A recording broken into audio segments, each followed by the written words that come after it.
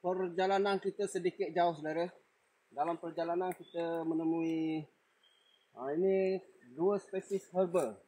Yang ini ginseng, yang ini tongkat ali hitam.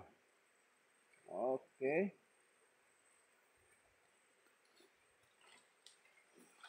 Kalau nak tengok dia punya, okey, ini ginseng. Ini ginseng. Lumayan bagus juga untuk kesihatan, saudara. Okey, kita cabut ni.